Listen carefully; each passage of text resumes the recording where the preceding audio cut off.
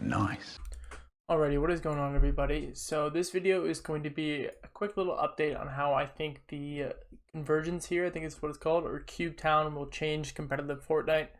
And it's not really that, honestly, that big of a change. I mean, this place does have a lot of chests, but most importantly, there's a lot of floor spawns. I mean, I don't know if this is 100% or not, but like all these are actually floor spawns. But if this is true, there's going to be so much chances to get like some really good pumps and weapons just from the floor spawns itself, as well as pads.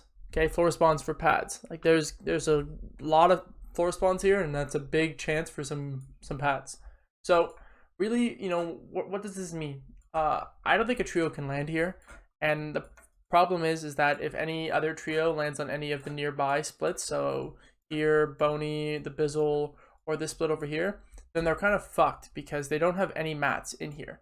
So if these teams see you, they know that, okay, if we push into right now, there's no mats here, and we can probably get a quick kill on them, something along the lines of that, and just sneak up on them. They won't be able to build. They'll have like 6 builds or something like that. So the only mats you get from Cubetown are actually from the chest itself. There are a little bounced in. Some of them work and some of them don't. I don't know why. I think it's just bugged, but like these little squares are little bouncers. They kind of like launch you a bit, and then this part here is kind of like when Loot Lake was just all the bouncy purple stuff.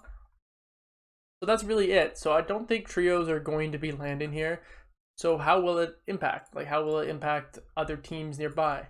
We think about Boney, for example. If Boney's conned, they won't have time to loot here. And if it's unconned, then they're going to want to run over here and hit Slurp Truck and either farm the bridge or go somewhere else to get their metal. So in most cases, Boney probably won't go over here. But if we look at Risky and Gas Station split, like these two splits right here, we might see something where what ends up happening is that Risky's going to go here, and instead of going up, they might go down and see if they can hit this. Now the downside of that is that they won't get any metal because most of their metal is from the bridge or when they farm all the cars, but still that's like, quite a long time. But I'm pretty sure if you farm all the cars, you can get pretty good metal as well. But you won't get any metal from in here other than, chest spawns and stuff like that. So really, I think the only team that can really use Cubetown is the team that lands this split right here. Because what ends up happening now is that they get this as well as, farming up and then going in together as 3 and looting this and then going out. I think that's probably the best option. Or they could even, okay, we're unconned here. So instead of doing 1, 2, 3, let's do 1, 2, and 3. So this guy loots all of this and then comes in, loots this and goes, and they leave. Or it goes 1, 2, 3, they loot all of this, car over, help him hit this, and then they're out. I think that's probably the only thing that's going to change with competitive is this is either not going to be hit often, so teams that rotate in might be able to yoink some of it, or this split right here is going to run over and grab it. Now the Bizzle station split could also maybe grab it if we turn on chest here. Obviously they all land here, and the most common thing is that you loot kind of like all of this. And then you sit on this mountain and go for surge, because that's one of the good things is that these spots all around you are honestly like really good for surge. So you can sit on one of these spots here and tag people as they rotate through and stuff like that. So if they do decide to fly down, they can do that and they can get extra loot. But then they kind of give up their surge spots as well as the other loot that no one ever lands at. Now, if a team did land here, the biggest issue again is not being put. You have to find a way to not be pushed. So you either already have mats before you get in there, or you loot everything as quickly as possible and get out and go somewhere else.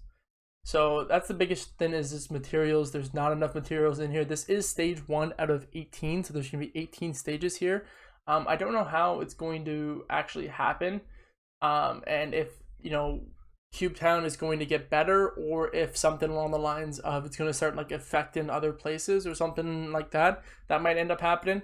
So if we look here, this is all speculation now, the UFO crash sites, I wouldn't be surprised if it's somehow all connected and it like made a new UFO or some shit.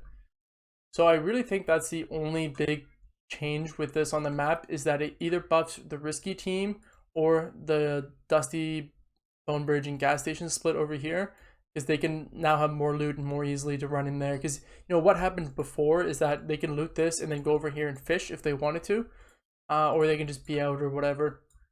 Sometimes the middle wouldn't even be looted like ever, because it used to be asked to land at.